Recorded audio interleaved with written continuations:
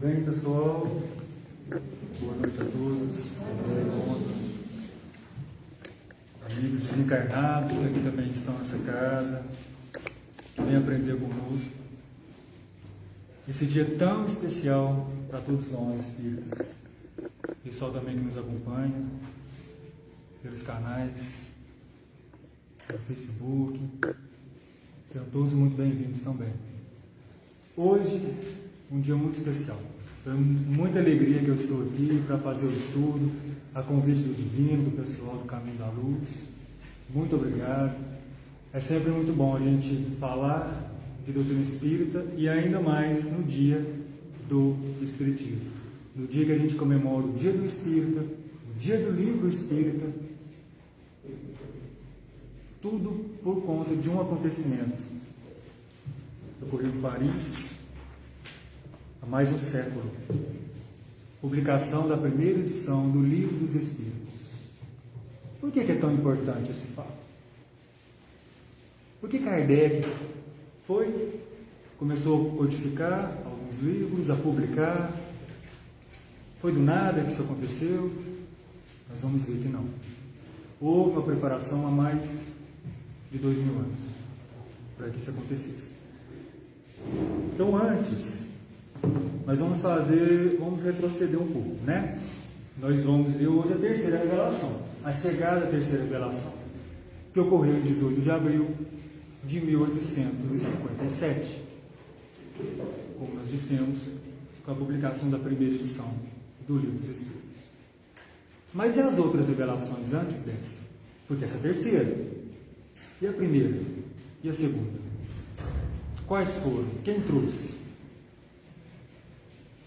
A primeira revelação, nós sabemos quem trouxe foi Moisés. E por que ele trouxe essa revelação? Qual foi o motivo, o objetivo dessa primeira revelação trazida por Moisés? O povo hebreu estava escravizado no Egito e eles precisavam voltar para a sua terra. Então foi incumbido a Moisés esse trabalho de libertar os hebreus da escravidão do Egito. Então a primeira revelação trazida por Moisés, a gente pode resumir, sintetizá-la em uma palavra bem simples. É a revelação da ordem. Porque além de ter esse trabalho de Moisés libertar o povo hebreu do Egito, ou seja, é uma libertação física, mais tangível. Nós vamos ver que é diferente da segunda. Então essa primeira revelação foi uma libertação mais física, né? Tirar o povo de uma terra e levar para outra. Mas é também chamada a revelação da ordem. Porque a gente pode ver que Moisés ele teve que trazer a figura de um Deus, a figura de um Pai celestial, mais rígido, mais firme. Não é verdade? Por quê? Porque ele mesmo fala pela rigidez dos corações do povo da época. Porque era dar um tempinho para eles que eles já estavam fazendo um boi de ouro, um carneiro de ouro e adorando aquela estátua. Né? Então ele trouxe a figura de um Deus mais juiz, imperador, controlador. A gente pode ver que o Pentateuco mosaico ele tem uma forte característica jurídica. Né? Que isso não pode, se fizer isso, vai para o inferno, vai queimar e tal. Coisas pequenas, usar roupa com 2 tecidos diferentes já era um pecado, não podia. Mas tinha um motivo, tinha um porquê. É para diferenciar do linho de alguns sacerdotes. Numa plantação você não podia plantar 2 alimentos diferentes, porque também haveria problema, você seria julgado por isso. Mas tinha um motivo, para evitar, né, que plantasse cevada, que era oferenda de uma deusa egípcia, para não confundir com o paganismo. Então tinha todo um motivo. Então Moisés ele foi trazendo a primeira revelação e codificando de forma ordinária mesmo, colocando ordem, para ver se colocava aquele povo rígido, um pouco mais na linha, controlados mais. E trazendo a figura de um Deus único, Pai, né? Saindo daquela questão politeísta. Depois de um tempo, com a evolução dos corações humanos, das sociedades, é chegada a hora da segunda revelação. Quem trouxe a segunda revelação? Quem sabe? Jesus. E essa revelação a gente pode resumir numa só palavrinha também. A revelação do amor. Porque ele não vem derrogar a lei. Ele mesmo fala, não vim revogar a lei, ou seja, a lei mosaica. Mas eu vim dar outra interpretação. Eu vim completá-la, complementá-la. Porque não é mais necessário que vocês tenham aquela figura na mente de vocês, aquele Deus, juiz, imperador, rígido. Né? Já passou dessa fase. Agora eu vou trazer para vocês a figura de um Deus que é Pai, que é Mãe, que ama a todos, que não esquece nenhuma ovelha para trás, que Ele está sempre ao seu lado. Você tem que reparar, se você fizer arte, você vai ter que consertar. Mas Ele nunca vai esquecer. Porque não fazia sentido. Você tem 2 filhos, um faz uma arte e o outro não. O que fez uma arte pequena você vai parar de conversar com ele pro resto da vida e vai bani-lo e vai colocar ele de castigo pro resto da vida. Que pai faz isso? Nenhum de nós, eu que sou pai, quem é pai, quem é mãe, quem sabe que isso não existe. Filho é filho. A gente dá a nossa vida por eles. Se minha menininha cair num oceano cheio de tubarão, eu vou entrar para tirar ela. A gente não pensa 2 vezes. Numa casa pegando fogo, eu vou entrar para tirar ela dentro dessa casa pegando fogo. E eu posso queimar, mas a minha menininha, minha princesa Lavínia, ela é em primeiro lugar. Esse é o Pai que Jesus trouxe para a gente. O Pai que é amor. Esteja meio que muda e vira a chave. Entende?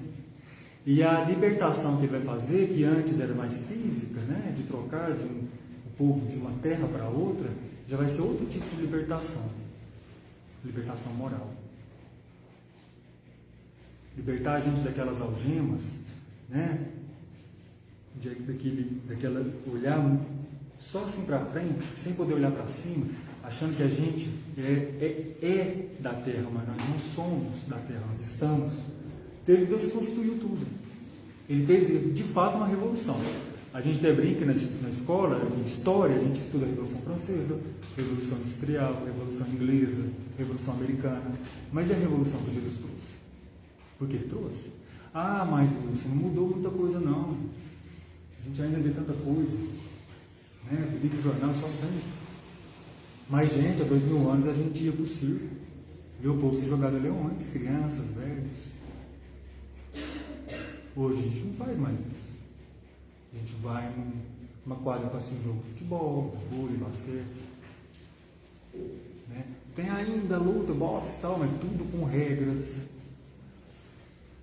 A pessoa não sai dali morta. Os gladiadores não tinham que morrer. O imperador, se fizesse assim, acabou.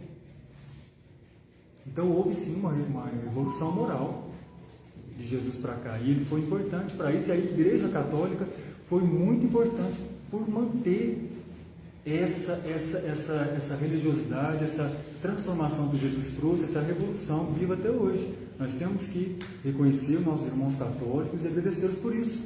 Houve uns problemas lá na Idade Média, tal, houve. Mas quem de nós somos perfeitos? Não é verdade? Tem uma passagem que eu acho linda na obra Pontos e Contos, de Humberto de Campos. Ele ainda assinava Irmão X, né? Teve uns problemas nos tribunais e tal, mas depois ele passou a assinar com o nome dele, Humberto de Campos, de psicografia do nosso querido Chico Xavier. Nessa passagem, capítulo 25, de Simeão e o Menino, quem tiver curiosidade, livro Pontos e Contos, capítulo 25. O Humberto de Campos era cronista. Ele pegava fatos que está na Bíblia, que a gente lê, e ele vai, desmiunça ele, conta detalhes do que aconteceu naquele momento. Né? Cada espírito tem uma linha de trabalho. A gente vai ver Emmanuel, que trabalha mais com o Evangelho, o André Luiz, descrevendo o mundo espiritual para a gente, como um repórter mesmo, né? Ele era médico, mas lá ele foi um verdadeiro repórter. Joana de Anjos trabalha mais na área da psicologia. E Humberto de Campos, na crônica, detalhando aqueles fatos que não tinham como descrever no Evangelho. O João mesmo disse, o João Evangelista, ele fala, no finalzinho do seu Evangelho, ele fala que nem as maiores bibliotecas do mundo comportariam tudo que Jesus fez. Por isso que no Evangelho dos apóstolos, dos evangelistas, não tinha como eles falar tudo que Jesus fez, tudo que Jesus falou. É impossível. Né? Então, nesse capítulo 25 de Pontos e Contos, ele vai contar que naquela passagem que o menino Jesus, bebezinho ainda, chegou o momento dele ser apresentado ao templo.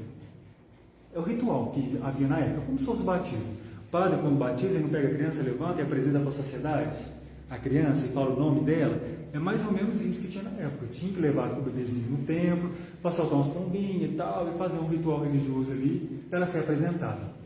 Então o João ele vai contar, assim, bem resumidamente, que lá havia um ancião, Simeão, um homem justo, temeroso a Deus, bem ancião mesmo. E ele falou, eu só vou desencarnar o dia que eu vi o Salvador. O dia que eu vi o Salvador, eu posso desencarnar em paz. Isso está no Evangelho de João. E ele ficava no templo, porque sabia que era obrigação dos pais levar as crianças ao templo. Então ele sabia que eles vão ter que vir. De uma forma ou outra, eles vão ter que vir aqui. Então eu vou ficar aqui. Ele ficava no templo. E aí, ele está no templo e vê na entrada, entrando Maria e José com o bebê no colo. Ele percebeu na hora que aquela criança estava no colo dos dois, era Jesus. Era o Salvador. Bebezinho. Jesus era bebezinho. E aí ele vai, pega o bebê, pede licença, pega o bebê no colo, leva para um canto. E ele fica feliz, chora muito, né? Porque, gente, está segurando o Salvador no colo. O governador do planeta está no seu colo. Pensa.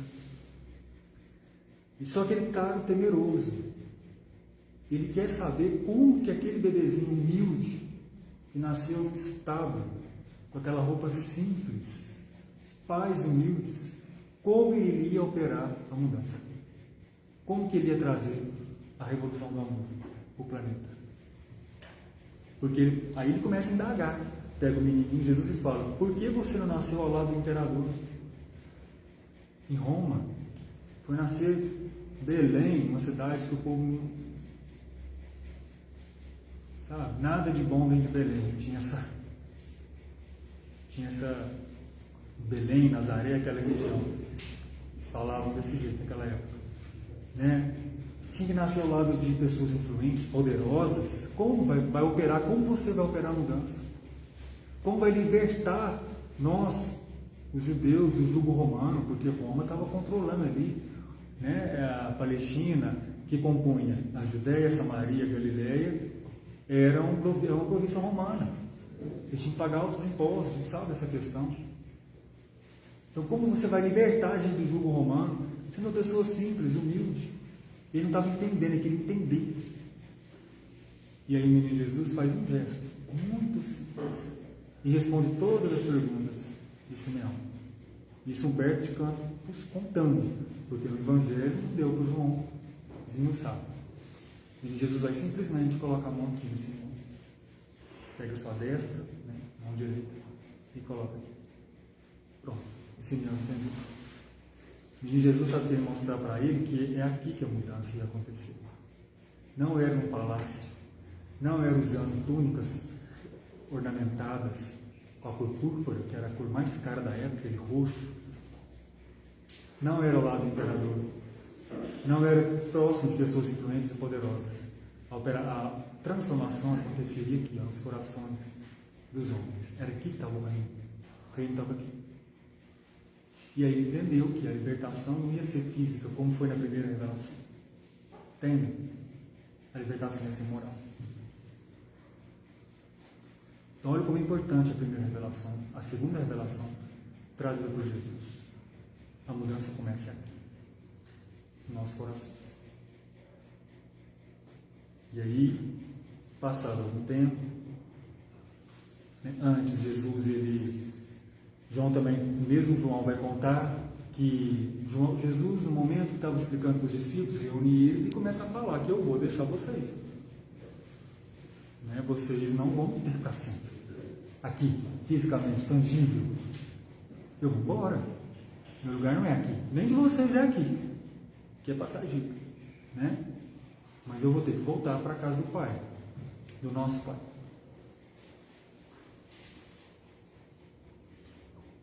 Naturalmente, os discípulos ficaram todos assustados. Eles não queriam deixar Jesus. E quem quer conviver com Jesus? Ninguém quer deixar de conviver com ele. Mas ele foi falando, né? Eu vou estar sempre com vocês. Não turbe os vossos corações. É muito bonita essa passagem, tá?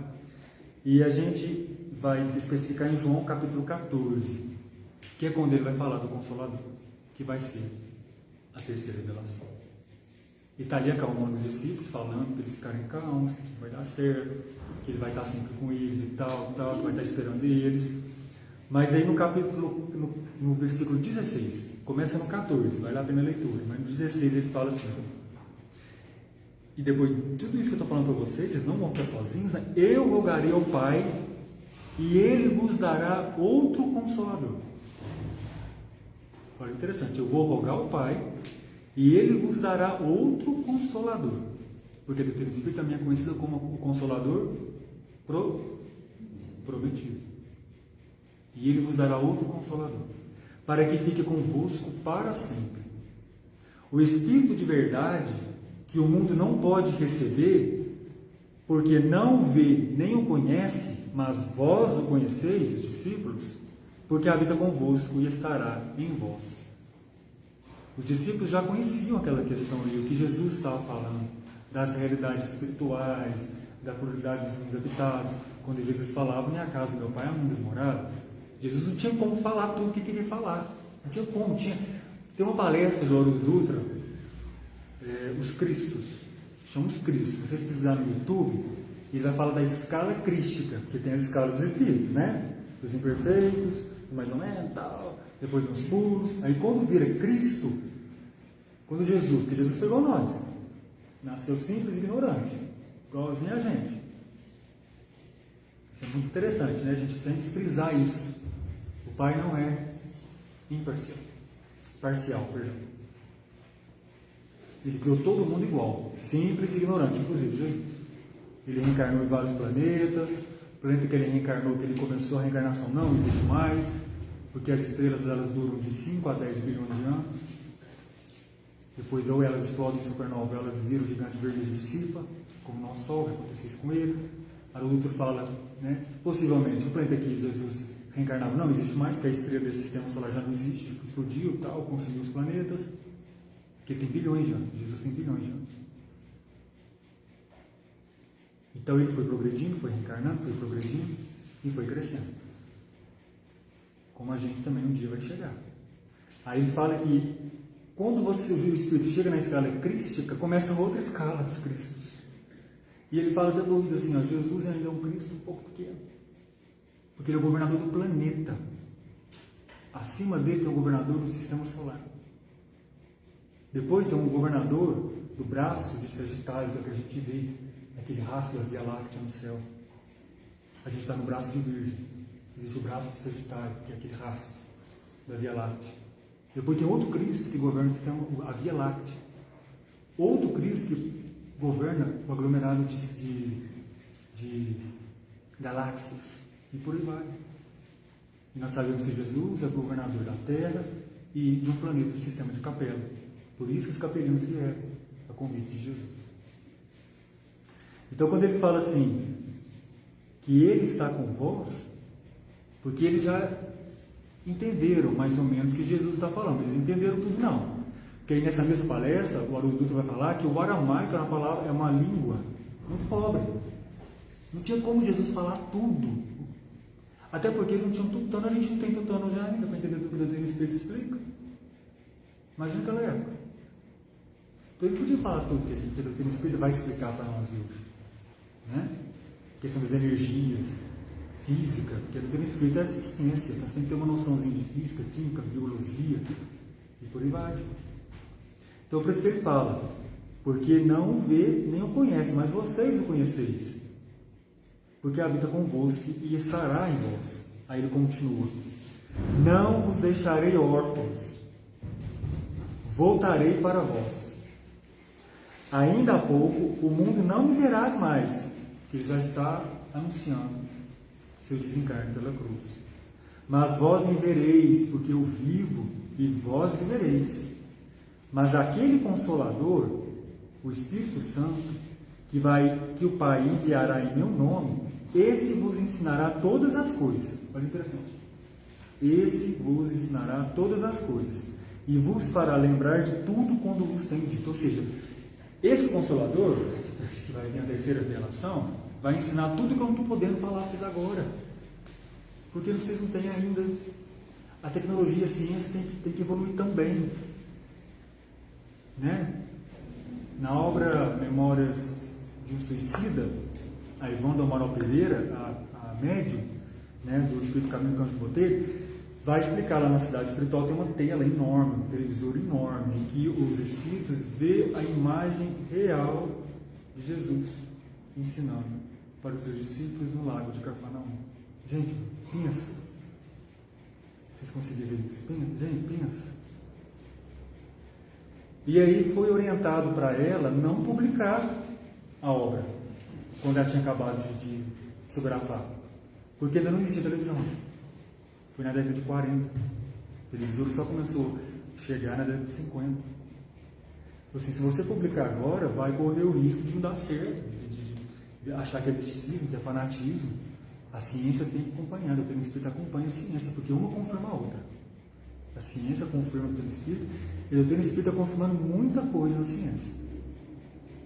E aí ela esperou, e na década de 50 foi publicado Memórias de Suicida.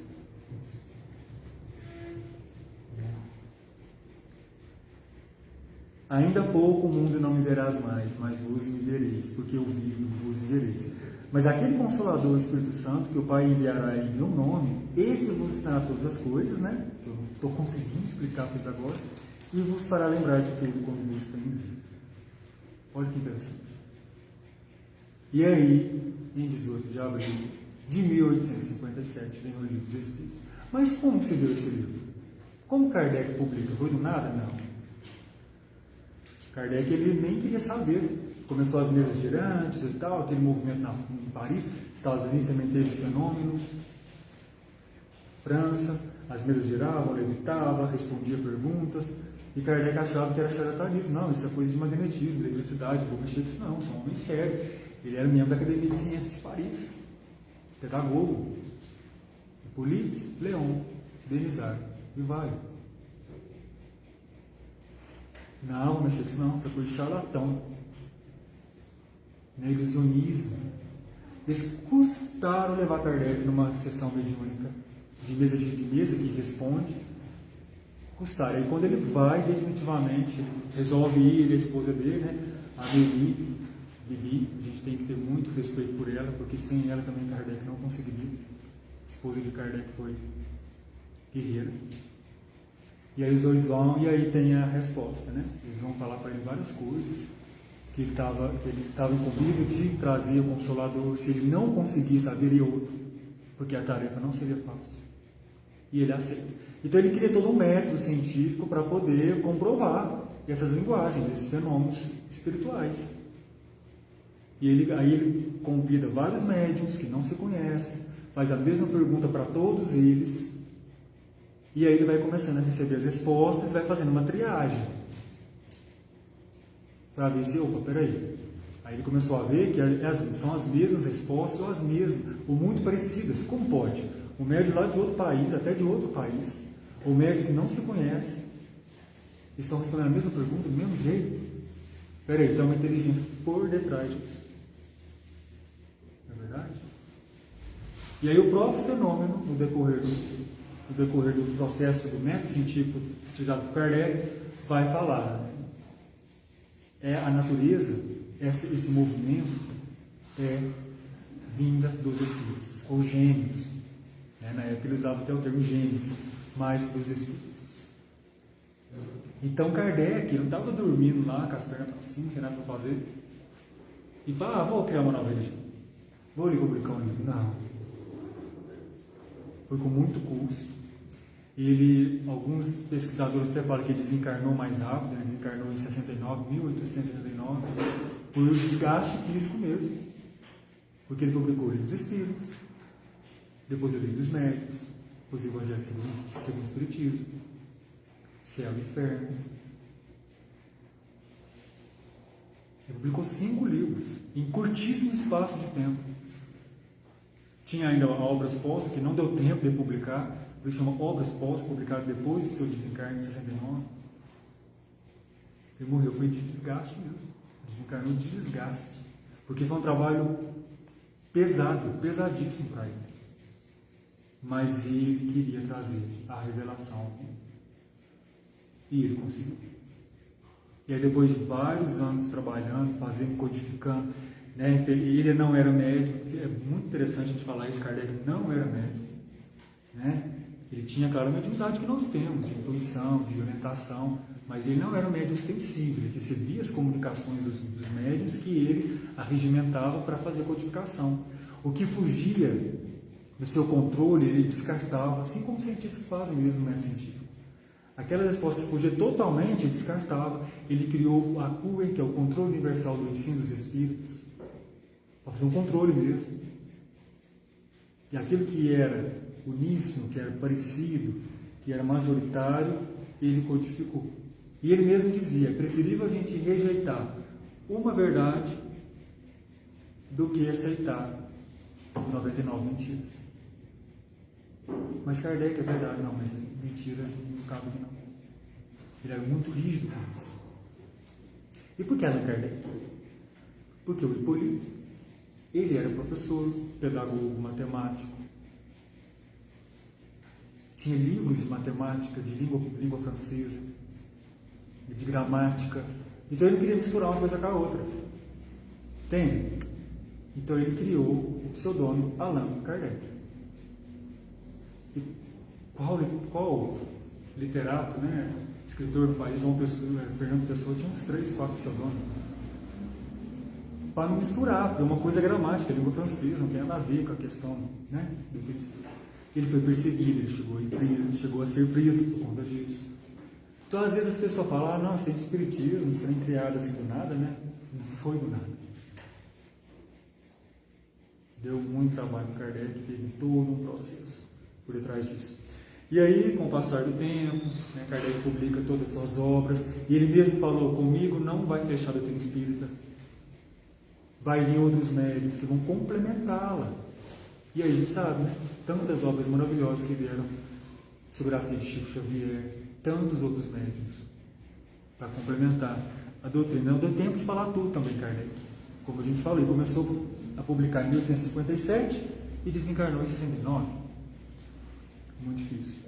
E aí vem o movimento espírita, começa o movimento espírita. Na França, o primeiro centro espírita criado foi na França, em 58, ou seja, um ano, foi em abril de 58, 1º de abril de 58, quase um ano depois da publicação do Livro dos Espíritos, que foi a Sociedade Parisiense de Estudos Espíritas, presidida por Kardec. Ele foi eleito presidente por aclamação. E aí, no primeiro artigo do regulamento, diz assim: a sociedade tem por objeto o estudo de todos os fenômenos relativos às manifestações espíritas. Porque até então, gente, não tinha estudo sério não, era uma bagunça. Teve alguns outros, igual Emmanuel Swedenborg, em 1600 e pouco, ele descreveu um pouco a cidade espiritual, como é que era, mas não tinha um controle como Kardec trouxe, sabe? Não tinha um método. Tem que ter um método, tem que ter um controle, para não virar bagunça. Então, a sociedade tem por objeto o estudo de todos os fenômenos relativos a manifestações espíritas e suas aplicações às ciências morais, físicas, históricas e psicológicas. No Brasil, já depois de um tempo, começam a chegar as primeiras obras de Kardec no Brasil, em língua francesa, claro. Aí começaram a traduzir para o português, e aí o pessoal que no Brasil começou a conhecer a doutrina espírita, ter contato. Dom Pedro II apoiou o espiritismo. Dom Pedro II, gente, ele era um cara, né, Rosa? Ele era fenomenal. Ele era um espírito além do tempo. Se a gente tivesse um governante, né? Como foi Dom Pedro II. Enfim. E aí, ele tem o apoio dele. Em 84, é publicado, é fundada a FEB, então já começa a ter um controle também do movimento espírita no Brasil. A FEB não é como o Vaticano, Federação Espírita Brasileira. Não existe hierarquia na doutrina espírita, não existe formação e togas, né? E toda aquela questão, não. A pessoa tendo boa vontade de estudar, ela pode ser um expositor espírita e passar um pouco para frente à luz da doutrina. E é interessante, nós vamos falar agora da primeira semana espírita, né? O Divino já falou que semana que vem nós vamos ter a nossa semana espírita. O primeiro dia vai ser aqui, dia 25. Mas como surgiu a semana espírita? De onde que veio isso? Teve um problema na cidade de Três Rios, no Rio de Janeiro. O padre lá atacava o movimento espírita, atacava um centro espírita que havia lá, Grupo Espírita Fé e Esperança. Isso foi em 1939. Até então não tinha semana espírita não existia isso não. 39. E o padre ameaçou até pôr fogo no centro espírita de lá. Os evangélicos é que não deixaram. Falaram, não, você está doido? Eu disse, não. Os evangélicos foram, interviram e deixou pôr fogo no centro espírita de lá. Três Rios. E o Ramiro Gama, que escreveu esse livro aqui, Lindos Casos de Bezerra de Menezes, tem também o Lindos Casos de Chico Xavier. É um livro excelente, gente. Vale a pena ter ele em casa. Ele vai explicar que ele fazia parte desse grupo. Ele estava lá. E aí eles queriam resolver essa questão, mas como resolver? Porque eles não queriam brigar com o padre, né? Porque isso foge da nossa moral. É difícil, gente. Jesus pediu para andar outra face, mas não é fácil, não. Eles não queriam criar problema com a Igreja Católica nem com o padre. Então, todos os trabalhadores espíritas da casa, antes de dormir, eles falaram, vamos fazer o seguinte, gente, vamos pedir para que a espiritualidade, o Bezerra de Menezes, eles tinham muito afeto por ele, deu uma luz para a gente. O que a gente faz para resolver essa questão? E aí cada um na sua casa foi dormir, os trabalhadores desse centro espírita, do grupo espírita, e todos eles tiveram o mesmo sonho. Olha que interessante, o mesmo sonho. Bezerra mostrando para eles uma casa espírita e durante toda a semana um expositor falando de um tema diferente. Bezerra dando para eles a ideia de fazer uma semana espírita, para unificar o movimento, para agregar mais a comunidade espírita e cristã também, não necessariamente só espírita, né? Então eles pegaram e tiveram essa ideia, não? E aí eles se uniram, você também teve o mesmo sonho que eu tive. Aí eles todos tiveram o mesmo sonho com Bezerra. E eles juntaram forças e do dia 24 a 30 de junho de 1939 dá-se a primeira semana espírita do Brasil, na cidade de Três Rios. E aí o interessante é que eles publicaram, igual o Divino já fez a chamada Semana Espírita, né, previamente, já publicou. E aí o padre, o que ele fez? No dia, eram às 20 horas, as palestras da Semana Espírita. No dia da palestra, 1 hora antes, na missa, na homilia, ele convidava um padre da região para ir lá e debater, contestar o tema que ia ser abordado no dia da Semana Espírita. Então, por exemplo, no primeiro dia, 24 de junho, foi o Manuel Quintão, conhecido nosso. Ele falou sobre João Batista e o problema da reencarnação. E João vai contar, né, na passagem do Nicodemos, Jesus conversando com Nicodemos, a passagem linda, nascer da água, na reencarnação. E aí o que acontece? O padre ia lá 1 hora antes e debatia. Não tem nada de reencarnação, não existe não sei o quê. E aí o pessoal tudo saía da porta da igreja, ia lá para a Semana Espírita, lá no dia, escutar os expositores. E aí foi. No dia 25, Dr. Henrique Andrade, para falar o que era o espiritismo. E lá o padre também. E aí no final viu-se que a Semana Espírita foi um sucesso, conseguiu esclarecer, conseguiu unificar e ela cumpriu o seu objetivo. E aí, de lá para cá, vieram outras Semanas Espíritas até hoje, com sucesso, para unir os corações. A gente sempre faz em meses, igual abril, o tema é Luzes de Abril, porque abril a gente comemora várias datas importantes, né, Divino? Nascimento do Chico, desencarnação de Bezerra, desencarnação de Leão Denis, publicação do Evangelho segundo o Espiritismo, que deu dia 15, primeira edição dele, publicação do Livro dos Espíritos, dia 18. Então a gente fez Luzes de Abril, para a gente homenagear a nossa semana. E aí ficou essas datas importantes para todos nós, por conta disso. Dia do Espírita, do Espiritismo e do Livro Espírito do hoje, 18 de abril. Alguém tem alguma questão?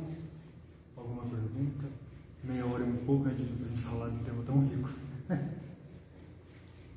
Então é isso mesmo, gente. Muito obrigado pela atenção, pela presença.